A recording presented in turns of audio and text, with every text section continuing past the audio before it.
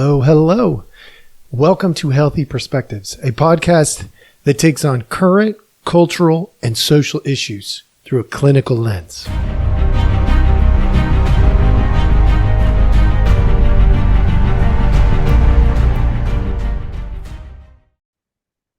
Hello, hello. All right, welcome back. Thank you so much for joining us. As always, we appreciate your time.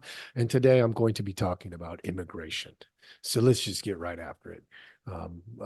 I am coming at this from a clinical counseling, sociological, a psychological, and a cultural perspective, which is a lot of ground to cover.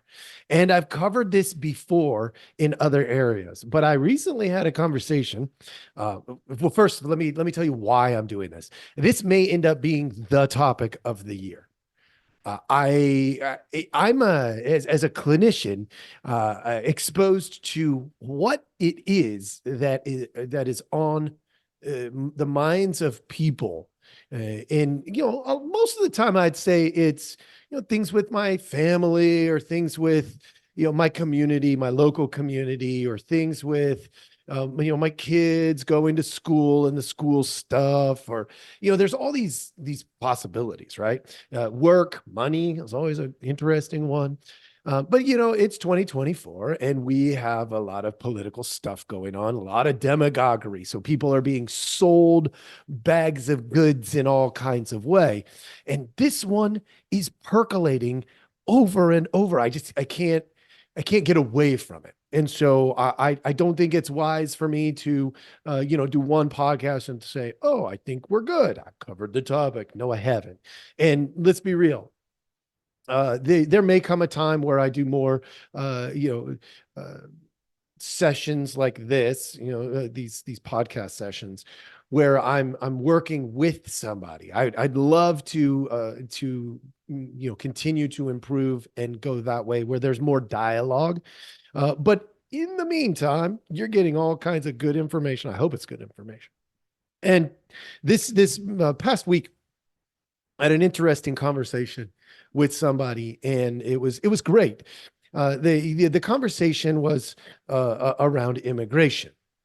So let me preface with, I have I, as an American, am an immigrant, essentially, because almost all Americans, not all, but of the vast majority of us in America are immigrants in some form or another, whether you like it or not. Well, your mind goes back 7 generations. I don't care. This is not Harry Potter. There's not purebloods and others. It's not, that's a bunch of crap. That's not cool. Don't do that. There's very few people on the planet at this point that are probably purebloods, and good. That's great. I appreciate that we find love where we find love, and that's fine. Like, no problem there. But as somebody who is, 3-4 generations from having one side of my family, maybe 4 generations from being immigrants ourselves, that's not that long, folks. It's really not. And your story's probably not all that different if you look at both sides of your family, mother's side, father's side. Now, you may have one side that goes way, way back. But what about the other side? You can't sit there and say, oh, I'm pure, because get that crap out of your mind, please. Because it doesn't help the conversation. It doesn't. Not socially, not culturally, not psychologically. So with families that have immigrated to the United States, which most families have, there's got to be this humanitarian side of the conversation, which is America's a pretty great place to live. I'm not surprised people want to be here. Not at all. So let me just start with that. And then let's move into the legal bowl is full. We cannot process in the immigrants that are coming. Can't do it. We can't even process them through the borders. So they're flying them through. What the heck? The bull is already full. There's not enough lawyers and judges and investigators to make sure we're not bringing people here who are unsafe.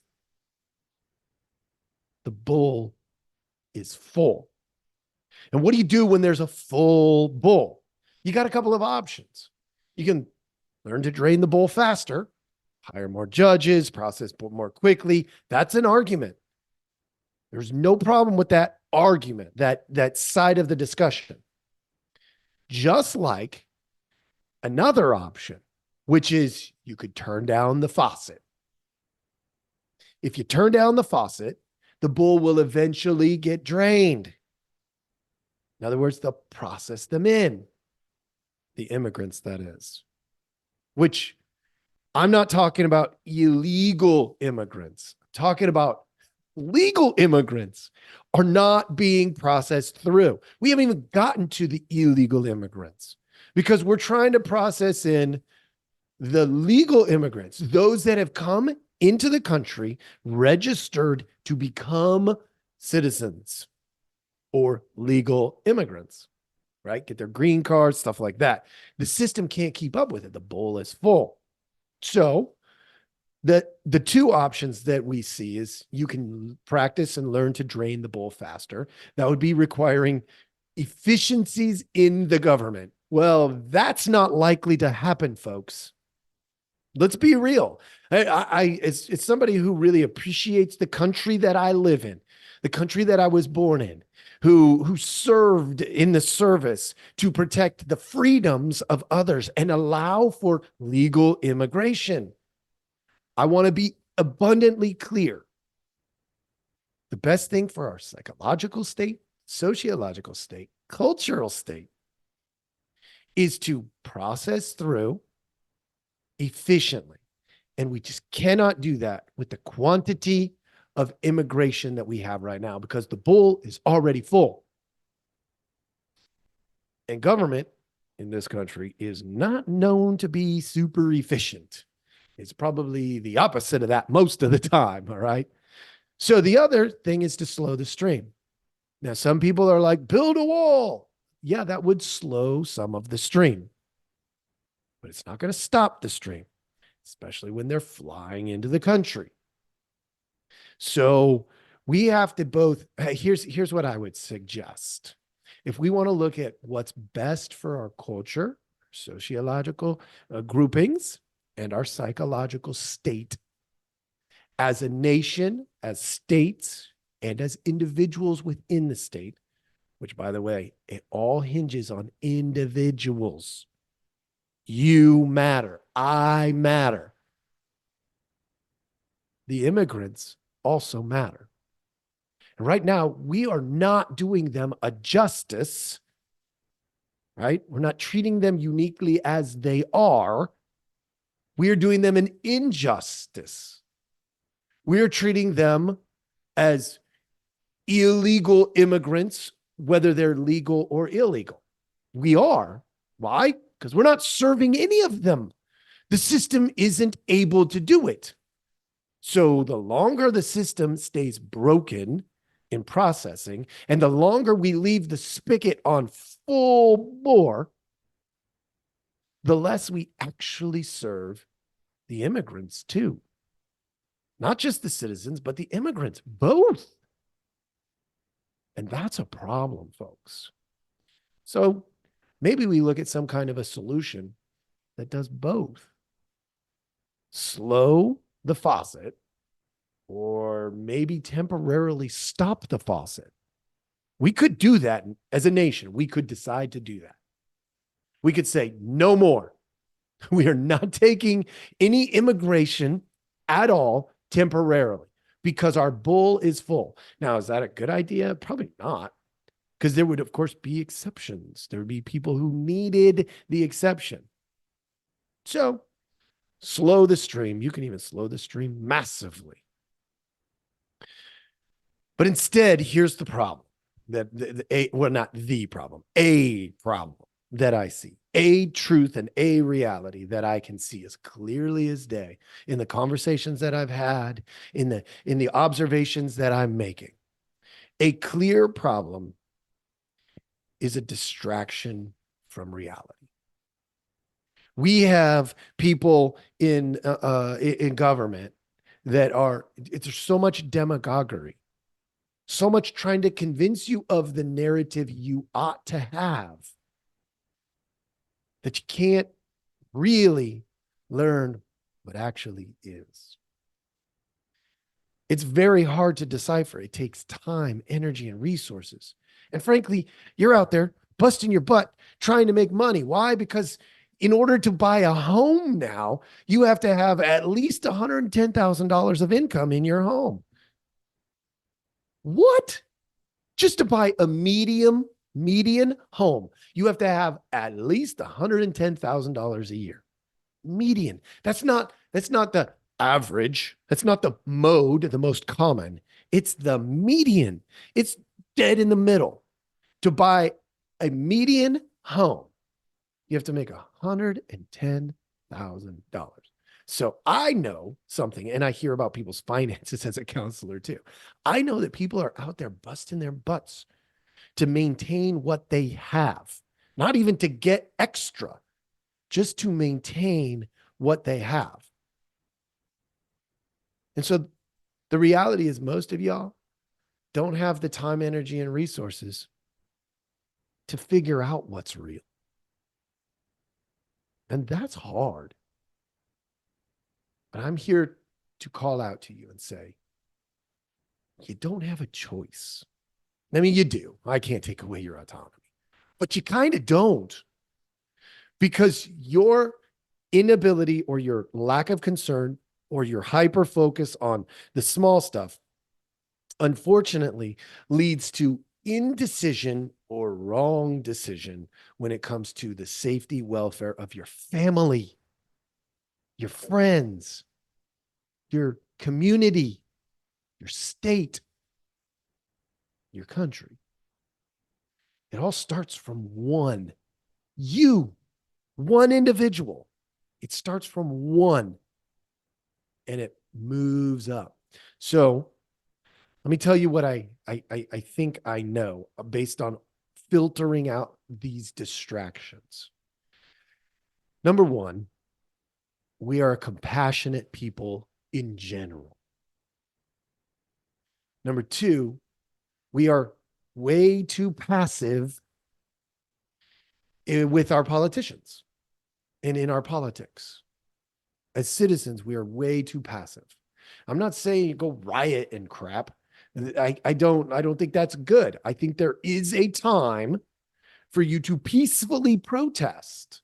Absolutely. That's part of the process in the country. But you got to get involved.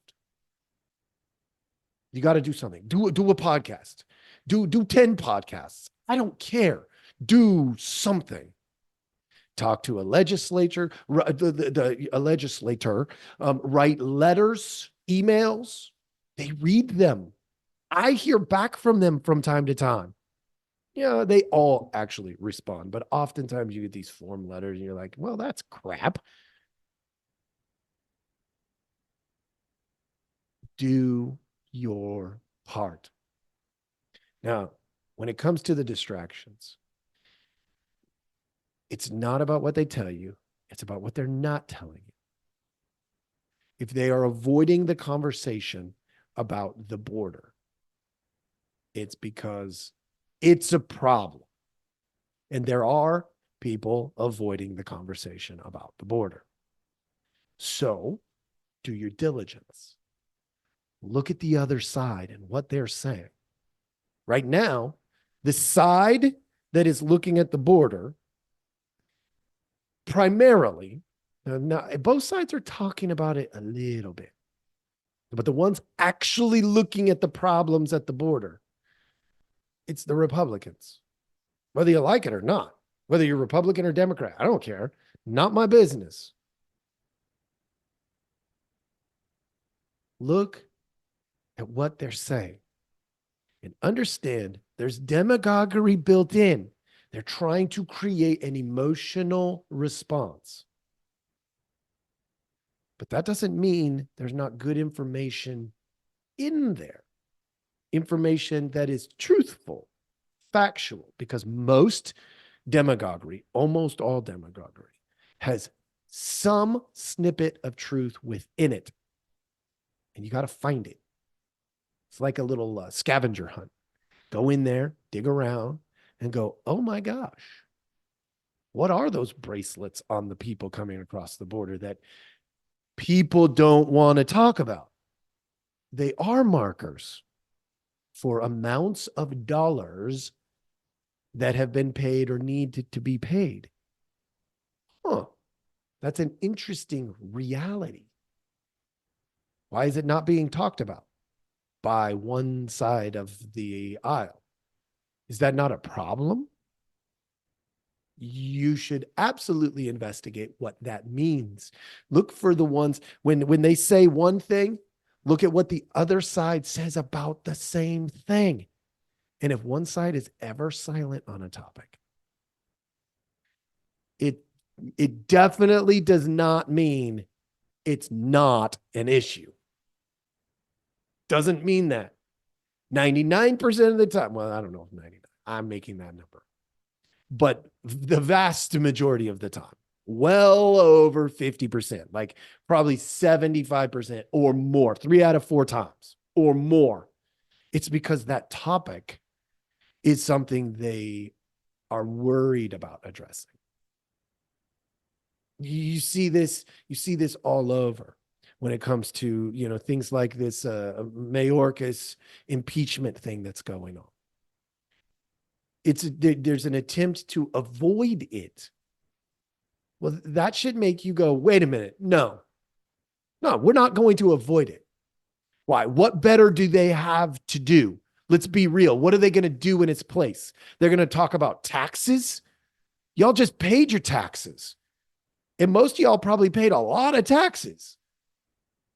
So you're going to start talking about taxes and you're going to have more discussions that are not fruitful. I'd rather find out the facts about this Mayorkas character. Did he care about the border? Was he good at his job? Did he suck at his job? That's way more information that's beneficial than talking about the tax structure. That no matter what they say they're going to change, they rarely change hardly any of it, unless it's make them go up, make them go up, make them go up, make them go up. Break the backs of the citizens, break the back. Like, really, like, let's be real. I mean, when's the last time your taxes went down a whole bunch? If your taxes go down in one category, don't they go up somewhere else usually? And maybe more? I mean, it doesn't take a genius to figure that part out. But that's what they want to talk about. So when it comes to distractions, as you just noticed over the last couple of minutes, be careful. Don't get caught up in the distractions. You want to pay attention to what they're saying and what they're not saying. And then when it comes to immigration, be a human.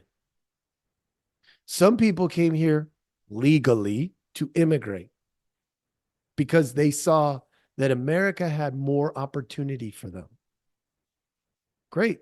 Let's work with them and see how can we justify your integration. Will you do the things we ask of you, the basic things? We don't need you to change your religion. We don't need to, change your gender. We don't need you to, cut your hair super short or grow your hair super long. We need you to do some basic things that make you being here a net positive for the country. And it's not hard to find ways to do that. And we also have to balance that with, are we also taking care of our citizens? Now, here's a question for you to ponder. A citizen of America, a United States of America citizen, should they come before or after the immigrants in the channel trying to become citizens when it comes to giving them a helping hand out of poverty? It's an interesting question. I think it's a question that should be asked of anybody who thinks about immigration. Why? Because where they came from, were they rich or poor?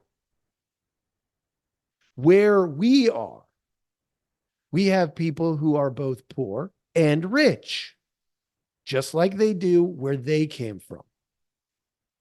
If we take only all the poor people from a place, we bring in all the poor people challenges.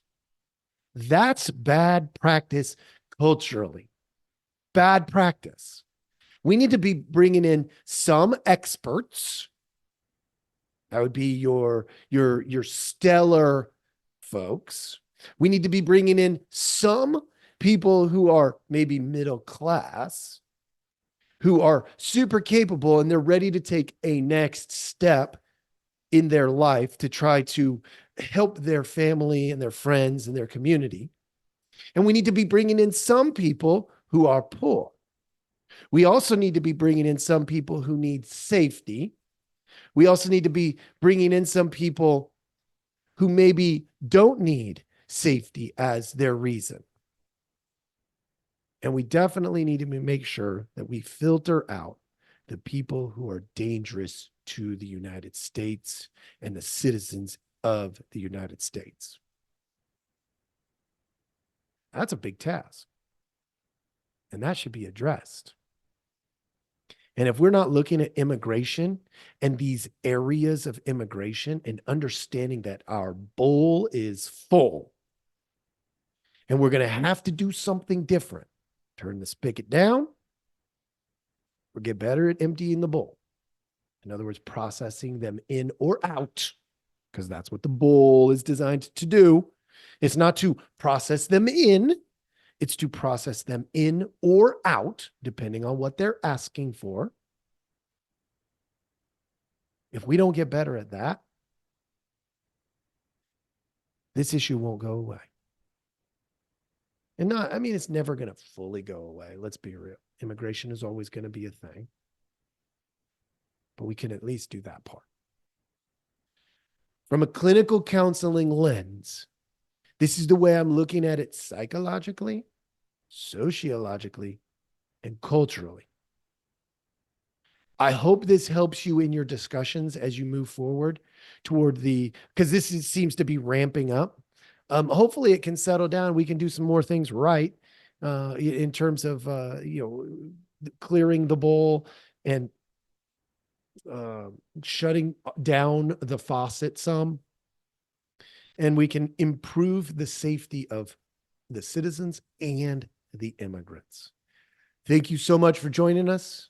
Let us know what you think and have a wonderful day.